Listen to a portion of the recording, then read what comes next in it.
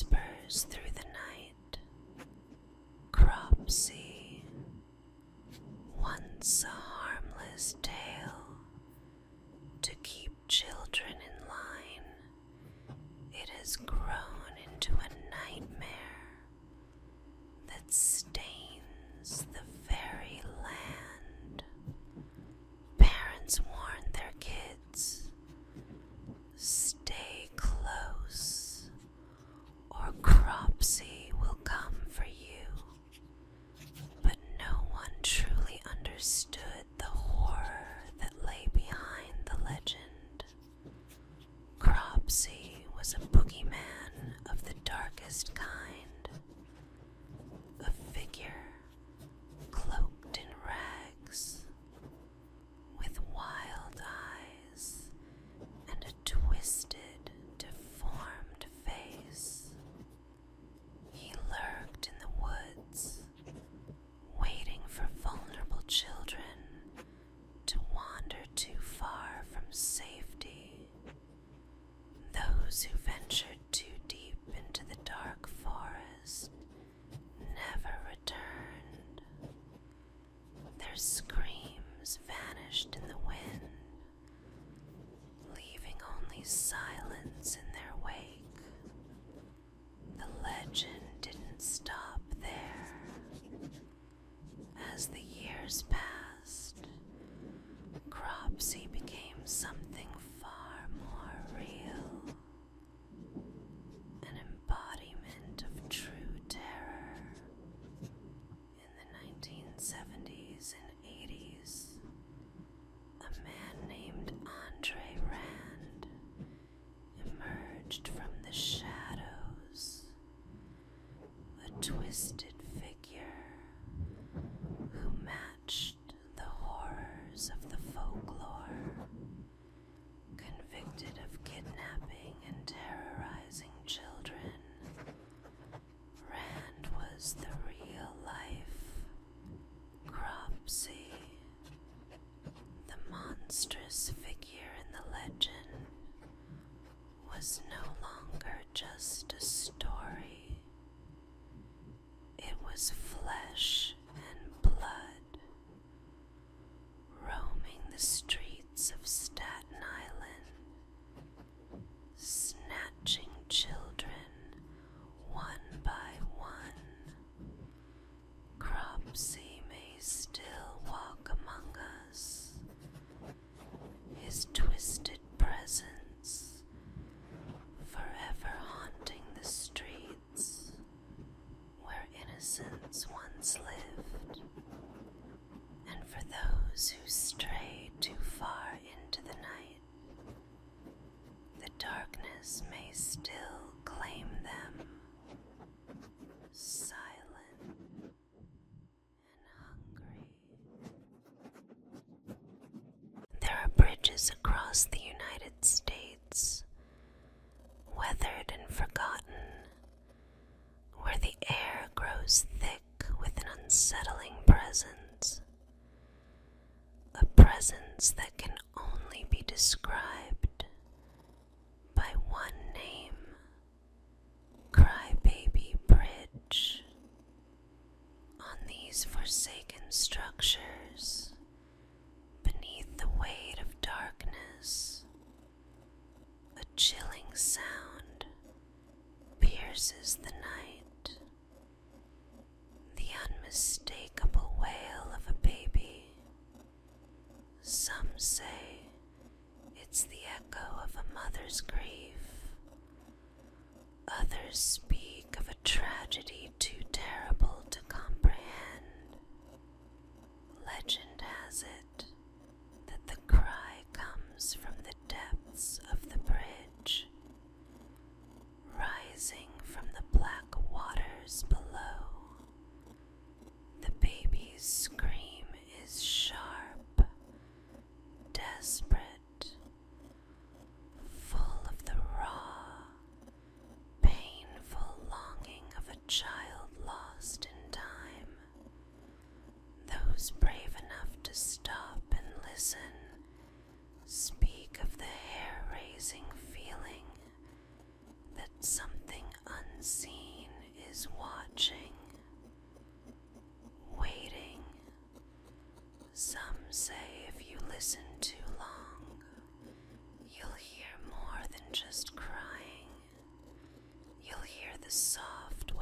footsteps of something crawling up from the dark, its hands reaching for you, pulling you into the water, just as it did to the child long ago, and no one knows why the sound lingers.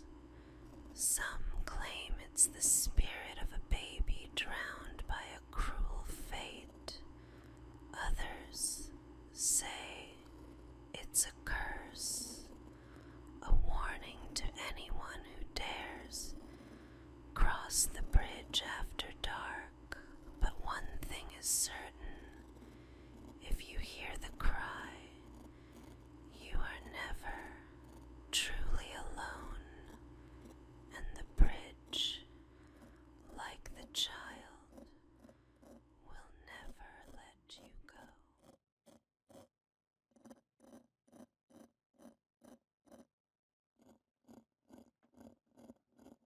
In the 1950s, a haunting image began to spread across homes in Europe and beyond.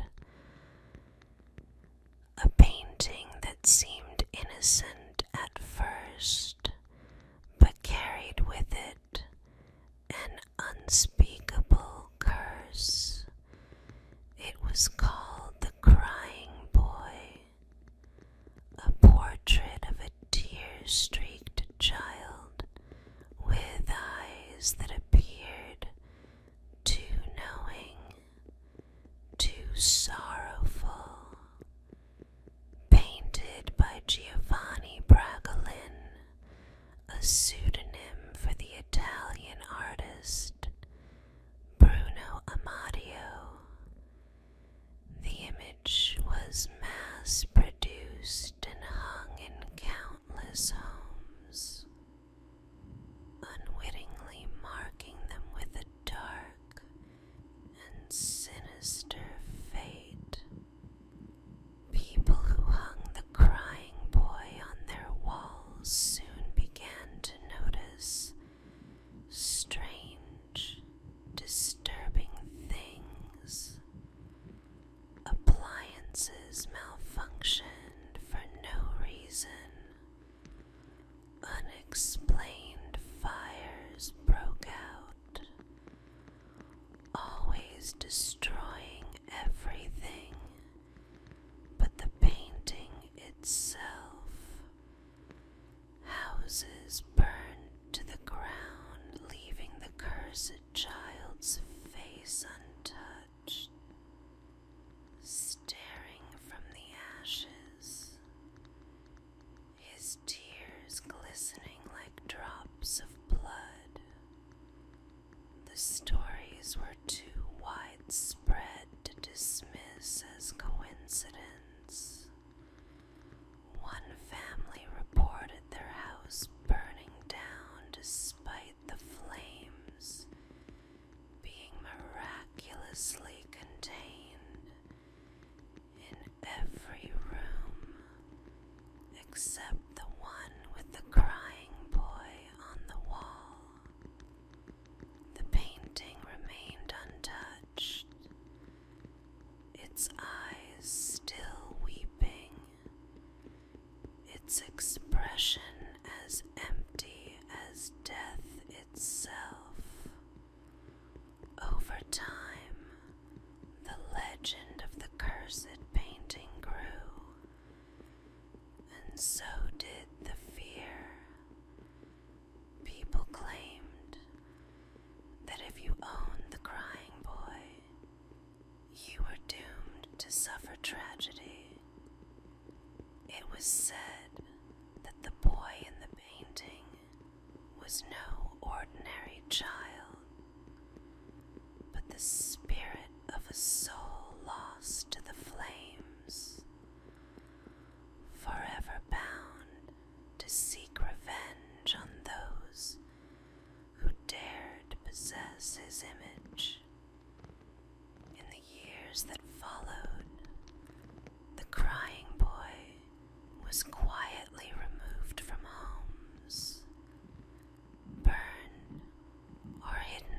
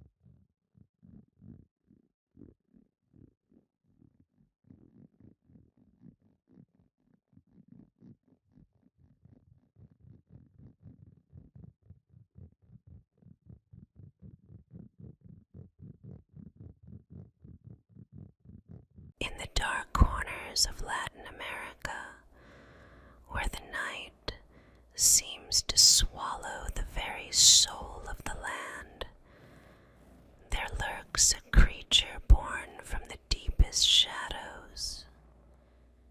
El Cucuy. It is a monster of nightmares, a thing so vile and malevolent that even the bravest tremble at its name. A twisted ghost, it is said to feed on the fear of children, prowling the darkness like a predator waiting for its prey. El Cucuy comes in many forms, sometimes a shadowy figure with glowing eyes, sometimes a creature cloaked in tattered rags, its face hidden in darkness, but always it is the same, relentless, cruel, and hungry. The legend tells of children who refuse to sleep, who stray too far from the safety of their homes. These are the ones El Cucuy seeks, drawn by their defiance, their cries for help. Parents warn their children with the same chilling phrase: if you're not good, El Cucuy will come for you. And it is no empty threat. Those who disobey, who wander too far into the night, often vanish without a trace, their bodies never found. The air grows cold where El Cucuy treads, the silence broken only by the sound of distant, haunting footsteps. Beware, for if you hear the wind howl at night, and if the shadows seem to move with a life of their own, El Cucuy might be closer than you think, waiting, watching, and hungry.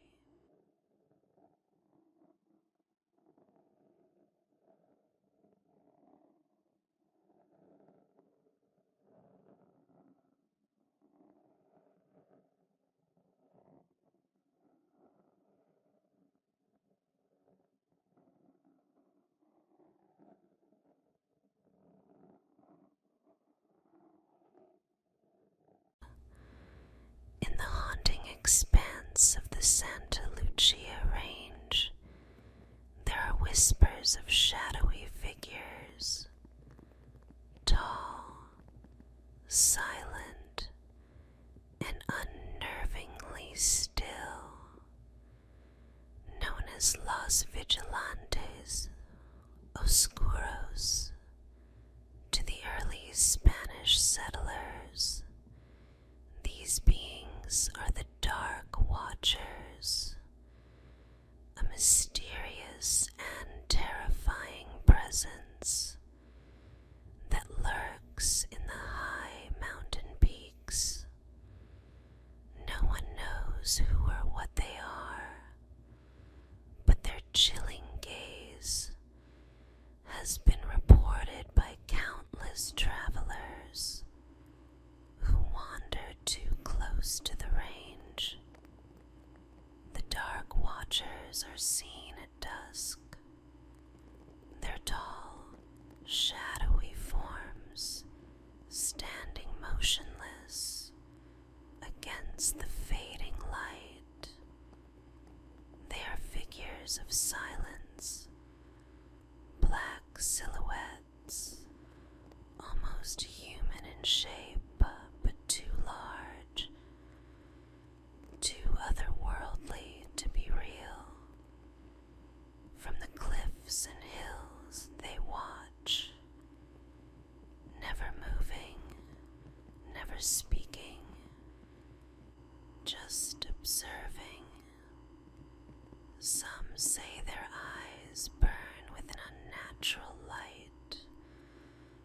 their stare piercing the very soul of anyone who dares to venture into their territory.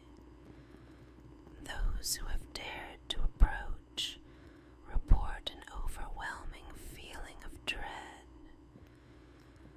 as though the air itself thickens with a malevolent force.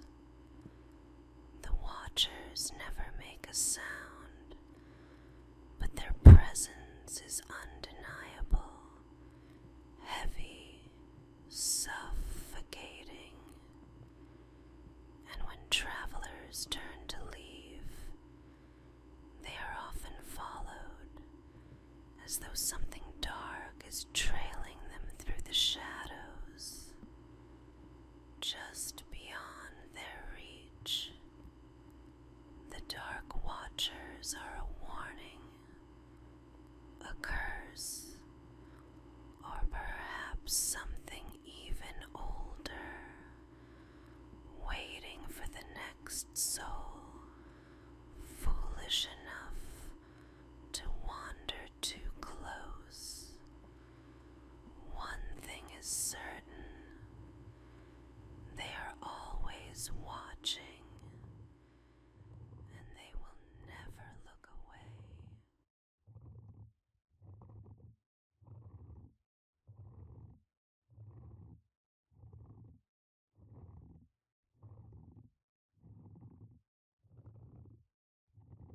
There's a number that no one should ever call.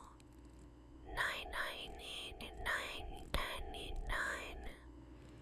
It's a forbidden sequence, whispered about in hushed tones, known only to those who dare to seek the unimaginable. The legend goes like this: if you dial the number after midnight, you'll hear a voice on the other end, soft and chilling, offering you anything you desire: a wish, a secret, a moment of power. But nothing comes without a cost. For every wish granted, a price is paid in blood. The moment you utter your request, you seal your fate. The voice will ask for nothing except your life. And when the sun rises, you will be gone, swallowed by an unseen force. The urban legend has spread like wildfire, horrifying those who hear it. Some say it's just a story. Others swear they've felt the cold grip of death after making the call.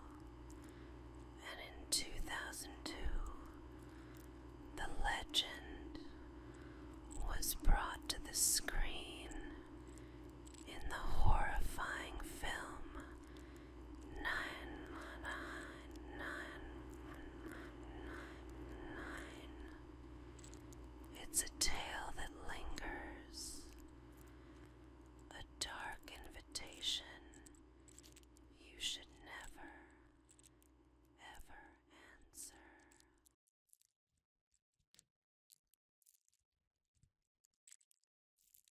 On the dark, mist-shrouded waters of the Platte River, there drifts a ship that should not exist, a ghostly vessel known as the Death Ship. First sighted in the mid-1800s, this eerie apparition has haunted the stretch between Alcova and Torrington, Wyoming, ever since. The ship, a unnaturally gray and spectral, glides silently across the river's surface, its sails billowing in the windless air, as though propelled by something far more sinister than the breeze. But it's the crew that truly chills the soul. The sailors aboard the death ship are no men at all. They are phantoms, pale, hollow-eyed figures who stand motionless on deck, their faces twisted in eternal suffering. They move with an unnatural jerking motion, as though bound by some cruel force that will never allow them peace. No one has ever heard them speak, nor seen them react to the world around them. They simply drift, forever trapped on their cursed vessel. Locals speak of the ship's appearance as a death omen. Those who have witnessed it often report a sense of overwhelming dread, as if the ship is drawing them closer to the grave. Some claim that if you stare too long at the ghostly ship, it will come for you, its crew reaching out, cold hands grasping for your soul. Many who have ventured near the river never return, their fates lost to the death ship's eternal voyage. Once you see it, you may never leave the river alive.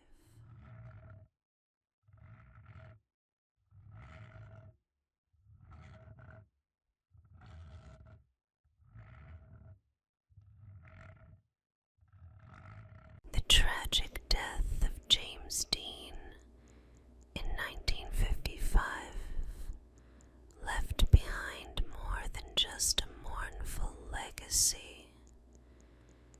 It unleashed a malevolent curse tied to his iconic Porsche 550 Spider, nicknamed Metal Bastard.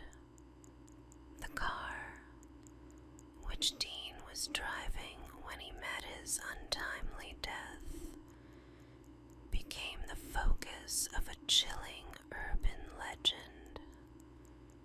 The story goes that anyone who took a piece of the wreckage from Little Bastard was doomed to suffer a horrific fate, usually in a car accident of their own. Mechanics, fans, and even curious onlookers who dared to claim parts of the car, an engine, a tire, a seat, found themselves drawn into a web of death and destruction.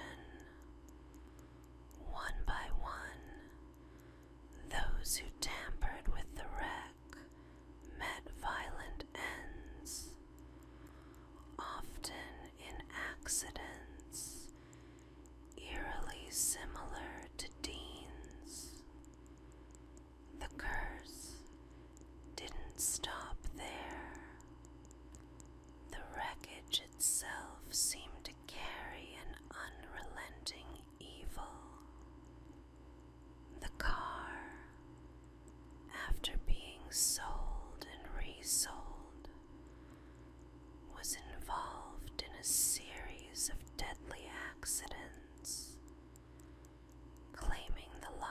memories of those who came too close.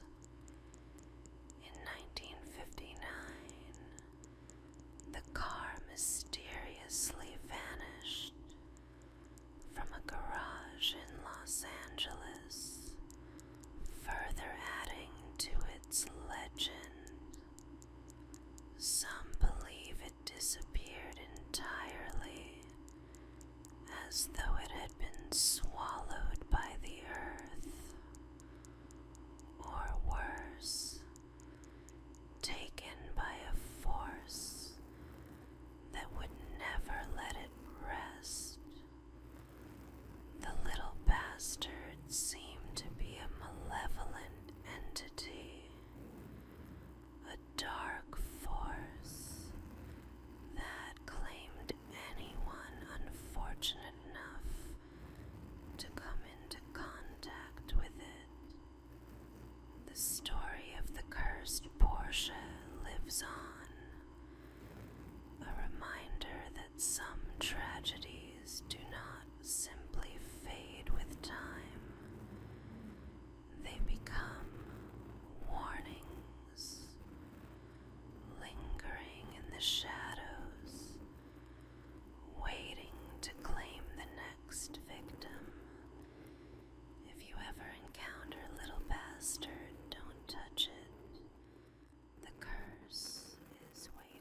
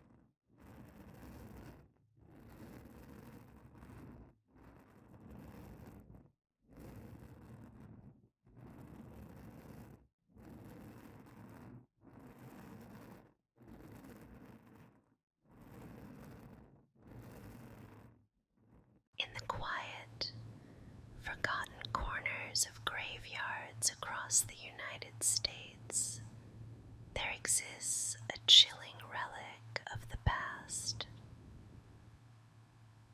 A funerary monument known as the Devil's Chair. This eerie, haunting sculpture, often a stone chair or bench, was carved as a memorial in the 19th century, but its true purpose has always been shrouded in dark mystery. Legend has it that if you sit in the Devil's Chair, you will be visited by a malevolent force. Some say it's the spirit of the person memorialized. Others believe it is something far darker, an embodiment of pure evil, lurking in the shadows. Those foolish enough to sit in the chair claim to feel an overwhelming sense of dread, as though the very air around them thickens, suffocating them with terror. Others have reported seeing dark figures lurking nearby, their eyes glowing with an unnatural light, or hearing whispers from the chair, voices that seem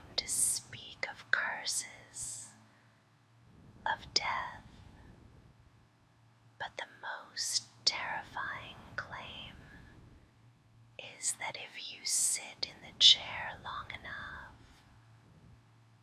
you may never leave. Some say those who sit too long vanish, their bodies never found, as if claimed by the spirit of the chair itself.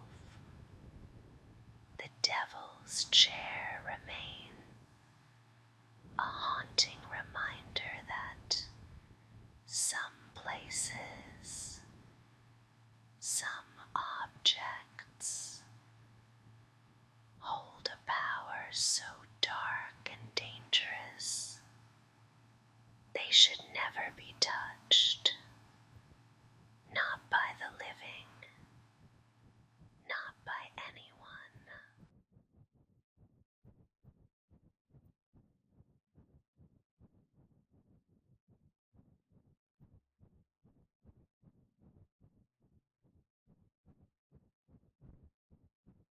Deep in the shadowy woods, near Harper's Crossroads, North Carolina,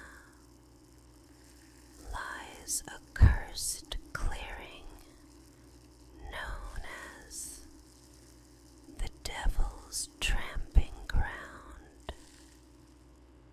This forsaken patch of earth is like no other, a circle of barren ground where no tree, no grass, nor even the faintest weed will grow. Locals fear it, and with good reason. It is said that the devil himself walks here, leaving behind a desolate trail where nothing will grow. Night after night, the ground remains eerily still, but the legends tell a different story. Those brave or foolish enough to camp nearby often report strange, unexplainable events, whispered voices that chill the blood, footsteps in the darkness that echo too close for comfort, and an overwhelming sense of being watched. Some claim that if you try to sleep in the circle, you'll awaken to find your belongings scattered, your camp destroyed, yet no one will be in sight. A far more terrifying tale is that those who wander too close after dark vanish without a trace. The trees seem to whisper of a dark pact, a forgotten ritual that keeps the devil's footsteps forever carved into the earth. The tramping ground isn't just a place. Doveland,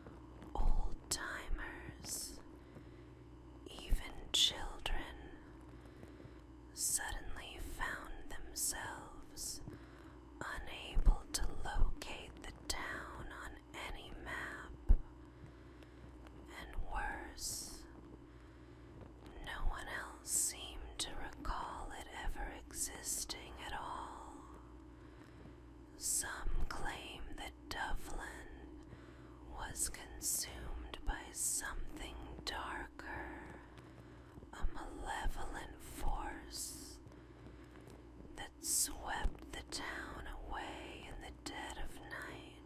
Those few who still speak of it describe shadows that crept through the streets, strange figures that appeared in the corners of their vision, and an overwhelming sense of dread that permeated the air.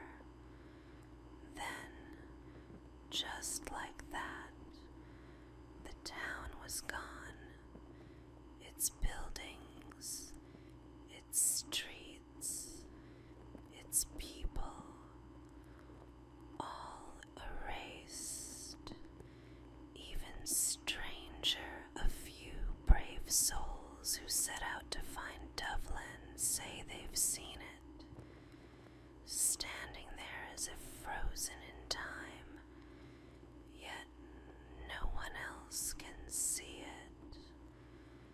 They describe an eerie stillness, a ghostly reflection of a town trapped between worlds, as if Dublin had been swallowed whole by some dark void, its very existence erased from reality itself. Some say Dublin isn't gone at all. It's just waiting. And if you're unlucky enough to wander too close, it may pull you into the darkness with it.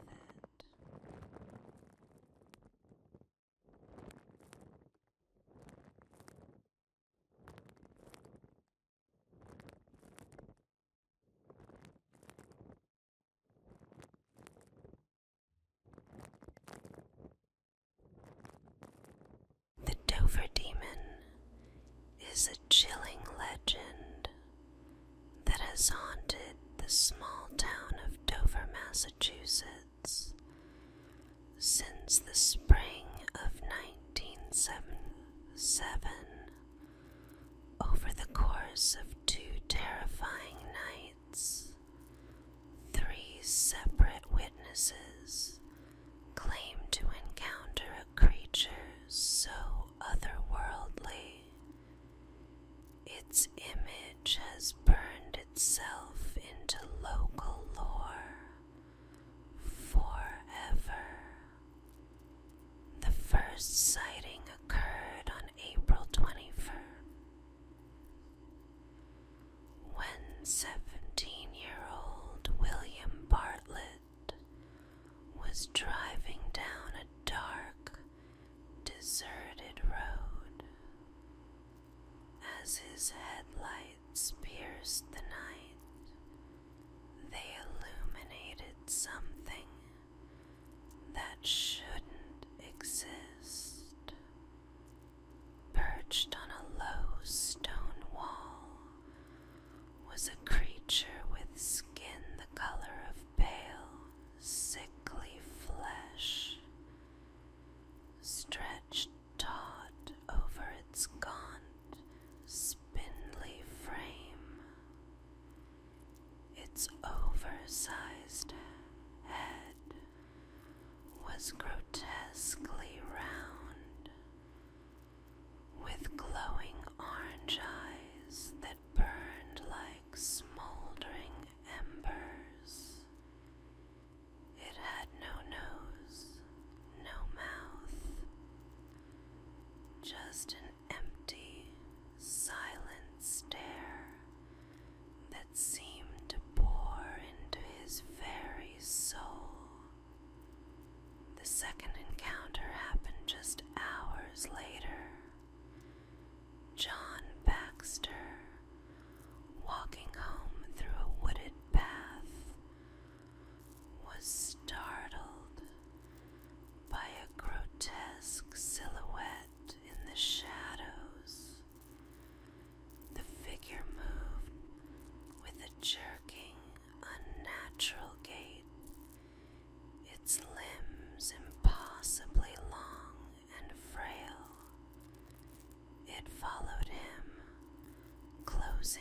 distance without a sound